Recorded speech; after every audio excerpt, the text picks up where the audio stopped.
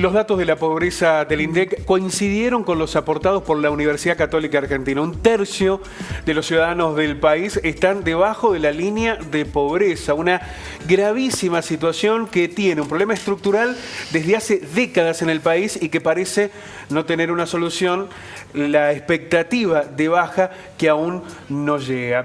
Vamos a analizar este contexto con Milagros Obregón, que es delegada de la Secretaría de Equidad y Empleo de la provincia de Córdoba, en el sur provincial, y el padre Jorge Luis Basso, que es presidente de Cáritas Diócesis Río Cuarto. Padre, son datos que duelen, pero que también referencian a un país durante tantos años, ¿no? Sí, el tema de la pobreza es un tema que abarca más de un gobierno, no solamente en la generación de la misma, sino también en la salida de la misma, ¿no? Por lo tanto, uno tiene que hablar en esto sin fanatismo, ¿cierto? Y sin camiseta partidaria. Digo, la verdad que la pobreza involucra a personas con rostros concretos, necesidades concretas y salidas que también se hacen a veces muy difíciles, ¿no? Hablábamos recién con Milagros fuera de cámara que por allí se proponen un montón de programas de distintos ámbitos y no alcanzan, ¿no? Pareciera que nunca alcanzan.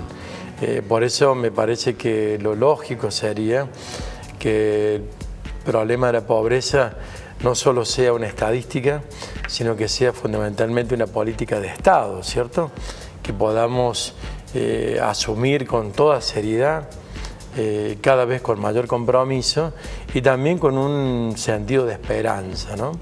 La pobreza que se generó antes, la que se genera hoy y seguramente la que posiblemente se genere mañana, no puede ser simplemente un intercambiarse responsabilidades, sino una política de Estado que efectivamente trabaje por la superación de esto, ¿no? Milagros, en este área de equidad, precisamente la pobreza lo que genera es la desigualdad. Debe ser muy difícil afrontar este contexto, ¿no? Así es. Desde la Secretaría de Equidad y conjuntamente con las otras áreas también del gobierno provincial, el Ministerio de Desarrollo Social, hemos visto la estadística real. La estadística se ve en la cara de la gente cuando van al centro cívico, en nuestro caso, que estamos allí, con sus necesidades, con sus situaciones particulares que tienen que ver, no solamente, como hablábamos con el padre, con una cuestión de alimentación, sino también con una pobreza que cala sobre la vida digna de las personas.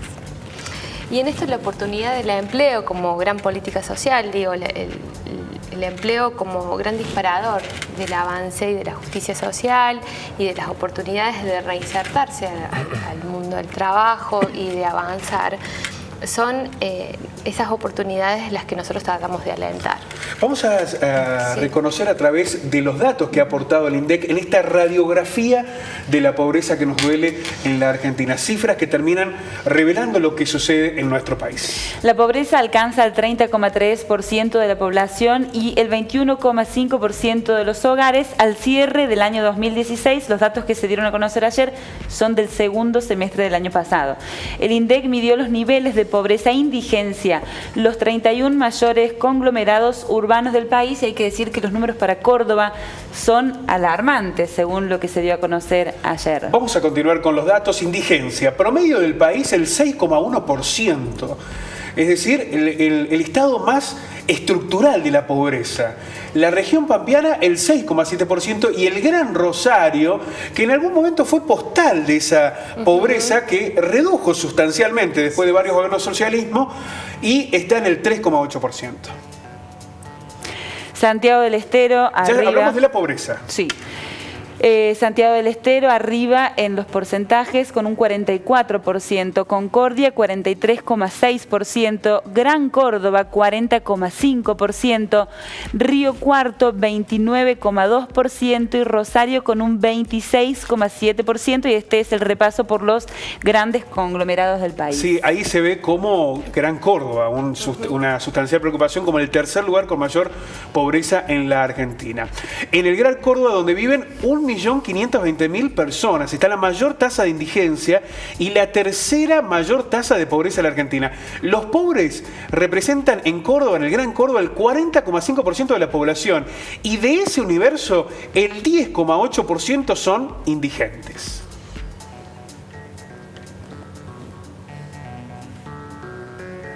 los datos que terminan revelando una contradicción en la propia provincia, ¿no? En lo que sucede en Gran Córdoba y, por ejemplo, lo que sucede en Río Cuarto, con el Gran Río Cuarto más parecido a Rosario en esa franja de indigencia y de pobreza, ¿no? El conglomerado Río Cuarto, que tiene un territorio que no solamente abarca a la ciudad, sino al Gran Río Cuarto, estamos hablando de 172.000 personas, de las cuales los datos que según vimos en las placas, 50.000 y un poco más de 50.000 están bajo línea de pobreza y 12.000 están bajo línea de indigencia. De 172 estamos hablando de 62.000 personas en este Gran Río Cuarto que tienen problemas. Ahora, estos números también hablan de un problema importante de distribución, porque la región pampeana, que es la más rica del país, tiene los niveles más altos de indigencia, o sea que la desigualdad, la brecha es mayor en estos sectores. Tal cual. El informe de INDEC, que tenemos estadísticas nacionales y datos oficiales, sumado al informe de PH, de la encuesta permanente de hogares, que fue también publicada a principio de mes, teniendo en cuenta que Río Cuarto es la cuarta ciudad del país en desocupación. Entonces, digo, con toda esta estadística, ¿qué hacemos? Seguimos trabajando sobre eso. Sí tengo que reconocer y estamos trabajando muchísimo conjuntamente los 3 niveles estatales, que es lo que decíamos un poco con el padre en banderías políticas y partidarias, tanto el nivel municipal, el nivel provincial como el nivel nacional. Estamos tratando de trabajar para paliar estas situaciones. Ahora, esto es una descripción, padre, de una sociedad, ¿no? Que en un mismo centro urbano haya personas que viven en un nivel casi europeo, en casas de country, viviendas muy onerosas, y al mismo tiempo haya villas, miserias, con personas en estado de mucha precarización. Esa enorme desigualdad es la que hace aún más doliente la pobreza, ¿no? Y sí, porque digamos, el estado financiero de la ciudad de Río Cuarto es muy importante. Pero lo que vuelve de ese estado financiero a la población me parece muy poco, ¿no? Esto significa, en definitiva, que hay un gran movimiento económico en Río Cuarto, pero no se desparrama en todos los sectores de la sociedad. Me parece que tenemos que trabajar mucho, y me parece que en esto están todos los ciudadanos involucrados, no solamente los gobernantes, desde la responsabilidad específica que le compete, sino también otros miembros de la ciudadanía, ¿no? Por ejemplo, los industriales, los que dan trabajo, también los gremios, ¿no? Tienen que aportar al desarrollo de un concepto de ciudadanía donde todo sea más equitativo, que trabajemos por el bien común. También las instituciones intermedias tenemos que salir a colaborar sin hacer tampoco tanta publicidad en lo que está pasando con la pobreza en la ciudad y en el país, ¿no? Me parece que si no ponemos todos la mirada hacia un mismo horizonte, no va a haber un gobierno que vaya a resolver esto, ni ahora ni en el futuro, porque hay muchos intereses y los intereses confrontan permanentemente y van haciendo también como una huella cada vez más imposible de saldar, ¿no? ¿Qué pasa en los pueblos de la región que tienen también esa impronta agrícola que se ha visto tan beneficiada en lo productivo en los últimos tiempos? ¿En la región, en los pueblos, no se siente tanto esa pobreza como si en las grandes ciudades? Y en nuestra diócesis, que tiene 55.000 kilómetros cuadrados, va de Barrotarán hasta Huinca-Renanco y los límites provinciales del este y el oeste, nosotros descubrimos que hay distintos niveles también en los pueblos.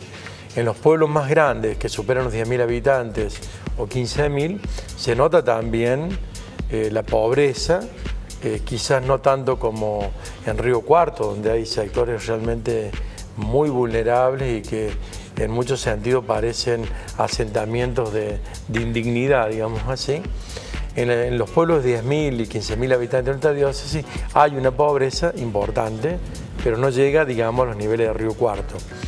Hay otros pueblos de nuestra región, menores de 10.000 habitantes, que tienen otra forma de vivir, donde la gente se conoce más, donde la gente se auxilia más también.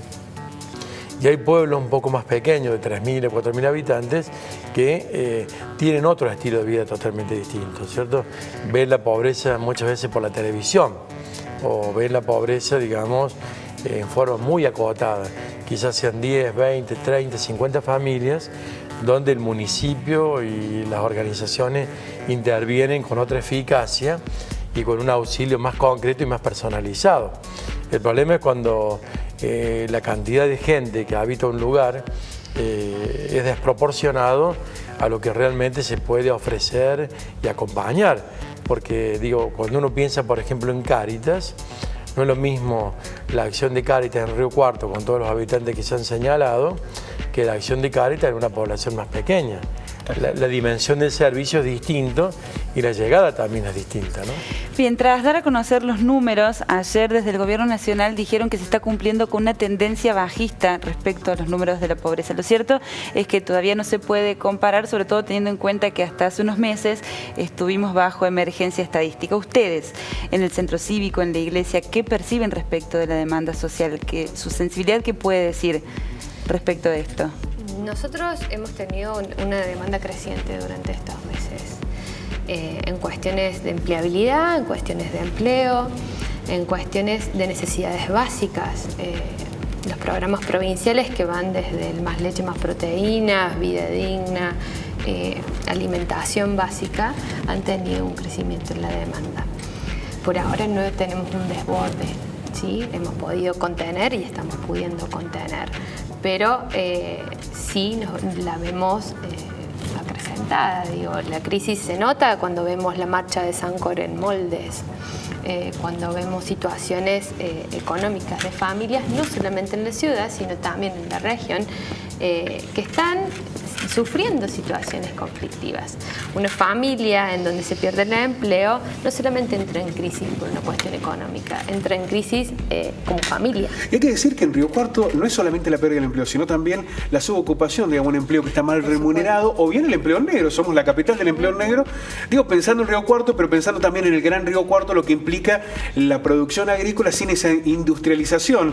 Para colmo tenemos en vilo a Sancor, que es lo que también nos pone en debate sobre si todos esos recursos del campo van a generar empleo, ¿no? Sí, yo insisto, ¿no? Me parece que lo financiero en Río Cuarto es muy potente, pero no se ve en la inversión, digamos, el derrame, ¿no? Pero también me gustaría, dentro de la pobreza, agregando un poquito lo de Milagros también, no hay que mirarla solamente en la mesa, sino en los otros factores que influyen.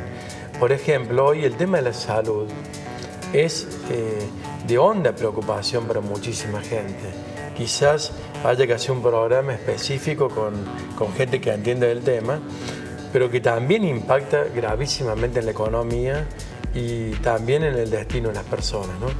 Yo digo por ahí, ir a la farmacia o ir a una clínica es casi equivalente a ir a Dubái a pasear. Es un poco exagerado, entiendo.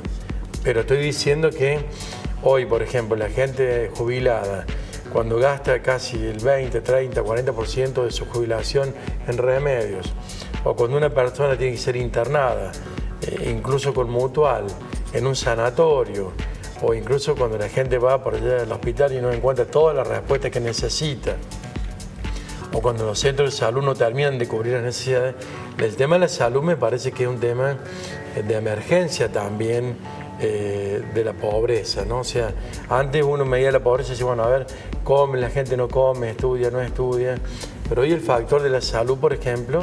Sí, y otros servicios básicos que hoy están en... Claro, que están en una crisis brutal y que también influyen mucho en esta pobreza estructural, ¿no? Ojalá que se convierta, como usted lo decía, padre, inicialmente, en una política de Estado y que entendamos que en la pobreza hay desigualdad. Cuando algunos tienen mucho, hay otros que lamentablemente se quedan con menos de este reparto de una torta que además está condicionada por una política macroeconómica y por otros muchos aspectos. Muchísimas gracias por venir.